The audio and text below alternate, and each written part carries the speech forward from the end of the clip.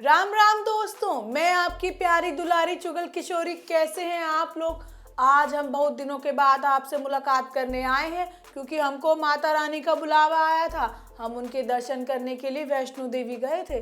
कल ही आए हैं बड़े बड़े पहाड़ चढ़कर, लेकिन तब भी हमें सिर्फ और सिर्फ आपकी चिंता सता रही थी कि आप लोगों का मनोरंजन कैसे हो रहा होगा। लेकिन आज हम बीते सारे दिनों की कसर निकालने वाले हैं।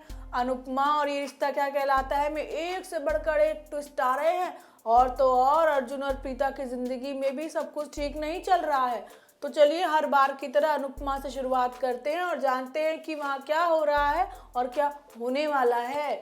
अनुपमा में पाखी बिल्कुल बेशर्म हो गई है। ना तो अपनी माँ, नानी और मामा की इज्जत की और ना ही अपने बेचारे पति की लाज रखी। अरे गहनों के लिए अपने पति से भी भिड़ गई। बताओ कितनी लालची लड़की है। हमें तो लगा था कि अधिक पाखी के लिए ठीक नहीं है, लेकिन यहाँ तो पाखी किसी के लिए भी ठीक नहीं है। आज तो अनुपमा ने ज्ञान की मानो गंगा बहा दी। जो भर भर कर पाखी को सुनाया है, हमारे कलेजे को तो बहुत ठंडक पड़ गई है। अनुपमा पाखी से कहती है कि वो माँ भूल गई जो 2 पैसों के लिए पूरे परिवार के कपड़े हाथ से धोया करती थी, और वो माँ जो महंगी बिंदी खरीदने तक की औकात नहीं रखती थी। अपने बच्चों के लिए पैसे बचाने के लिए पैदल चलकर जाती थी। कौन सा बदलाव देखा तूने मुझ में? अनुपमा के सवाल सुनकर सभी लोग इमोशनल हो जाते हैं। अनुपमा पाखी से सवाल करती है कि क्या अनुज से शादी करने के बाद उसने सोने की रोटी और सोने का पानी पीना शुरू कर दिया है? बेचारी बोलते बोलते फूट फूट कर रोने लगती है। जिसके बाद अनुपमा अपना फैसला सुनाते हुए कहती है कि अब इस घर में पाखी नहीं रहेगी और इसकी जिम्मेदारी अब वो लोग नहीं उठाएंगे। बस फिर क्या, पाखी गिरगिट की तरह अपना रंग बदलती है और माफी मांगने लगती है। लेकिन इस बार अधिक ने अच्छा काम किया कि पाखी के घर रहने से ही मना कर दिया। अनुपमा दोनों को बाहर का रास्ता दिखा देती है। लेकिन शो में जबरदस्त ट्विस्ट ये आएगा कि पाखी के बाद अब अनुपमा जेठानी बरका को भी घर से बाहर निकाल देगी और उसमें उसका साथ देगा हमारा अनुज। अब बात करते हैं ये रिश्ता क्या कहलाता है कि जहां आरोही और नील अलग ही ड्रामा कर रहे हैं। पहले तो भागकर शादी कर ली और अब दोनों घर छोड़कर चले गए। इस बात से मंजरी का दिल बहुत टूट जाता है, लेकिन मौके पर चौका मारने की कोशिश करती है महिमा।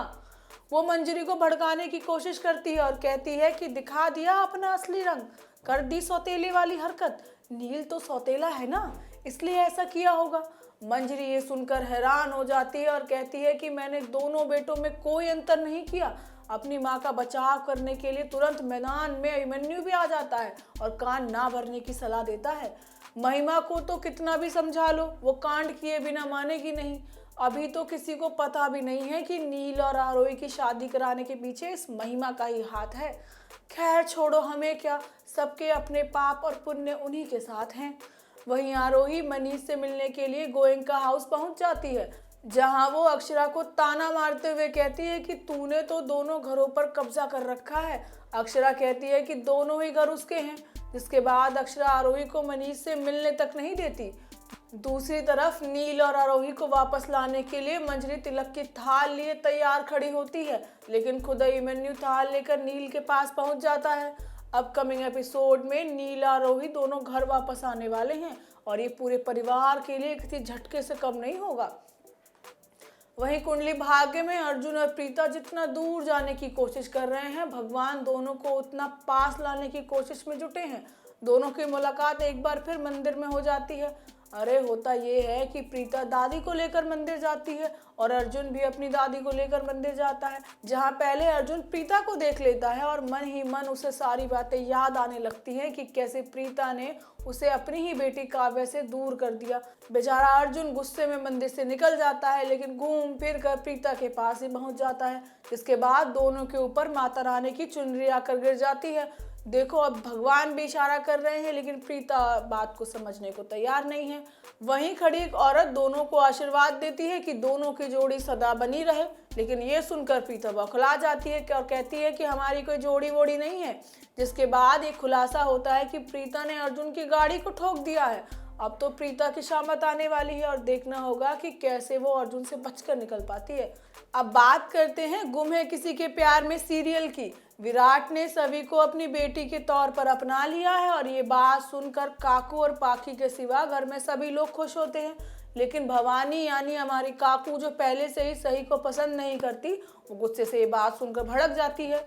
वो कहती है कि क्या गारंटी है कि सभी उसी की बेटी है। जिसके बाद सबके सामने विराट कहता है कि सभी अब उसके घर में ही रहेगी, लेकिन वो बहुत छोटी है तो उससे मिलने के लिए सही भी आया जाया करेगी।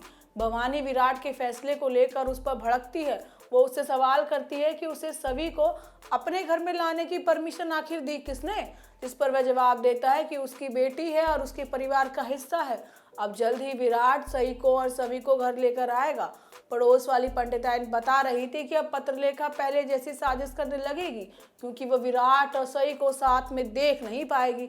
अब देखो कि क्या पाखी पहले जैसी पाखी ही बनकर रहेगी या उसमें कुछ बदलाव आएगा, क्योंकि विराट और सही की नज़दीकियां पाखी को अच्छी नहीं लगेंगी।